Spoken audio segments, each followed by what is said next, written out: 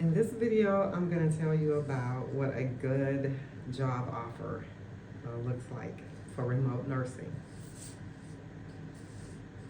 So basically, every job offer is going to be a little different depending on the company, depending on the role itself, just depending on, what they want out of the position.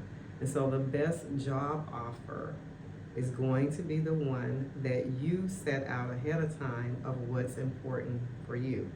And so I'm going to give you 3 areas to kind of just look at. And of course, I'm not even going to mention money because we all know money has something to do with it. You're not going to take, nobody wants a remote nursing job that doesn't pay well. You want it to be equal to what you make or more than what you would make in a healthcare facility. So we don't even have to go there. So the first one is going to be productivity. When I was looking at remote nursing jobs, I'm listening for, if they don't tell me, I'm going to ask, well, what are your expectations for a remote nurse?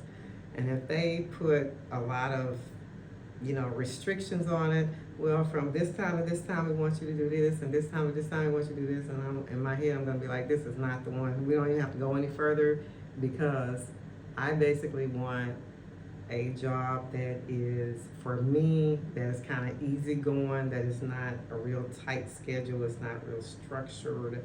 And so for my remote nursing job that I work from home, I make $90,000 a year. I have an RN with an ASN, and even if it was a job that was paying more than that, that had a lot of restrictions, I wouldn't have wanted that. I wanted specifically a job that the productivity was kind of easygoing. Okay. Secondly,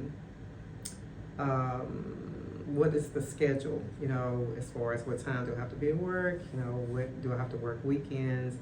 And because I've worked a lot of weekends, I really wanted a job that was just Monday through Friday. So the job that I have, again, checked my box in that it was Monday through Friday, and they gave us a choice of when we would start our day.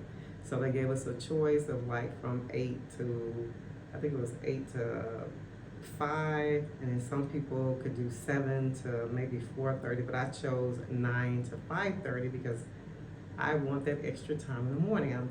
That's just me. And so I love that they gave us a choice of 3 different schedules. And so they checked that box for me. And then the third one was scheduling your actual day.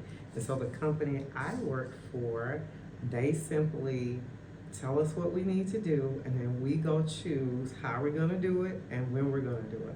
I like scheduling my own breaks, my own lunchtime. Sometimes I will come and clock in and I'm like, I don't even want to start. I'm going to take my first break right now at the beginning of my shift. And I do. Sometimes I take my break at the beginning of the shift. I don't want to get started right away.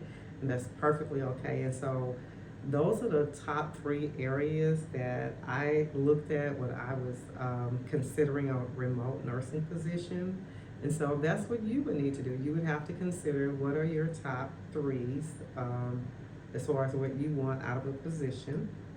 And just a little side note here, I love to do research on remote nursing. This study that is by Getnux.org. They do a lot of different studies, and it showed that 55% of healthcare employees report that they have job satisfaction when working remote at home. And so I'm part of that 55%. I am very happy. And before I started working at home, I was not happy. And so it does make a big difference working at home. And my name is Donna, for those who don't know me, and God loves me and I love God.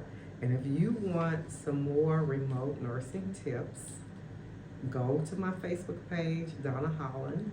And on my Facebook page as well, I do weekly posts of remote nursing jobs for beginners.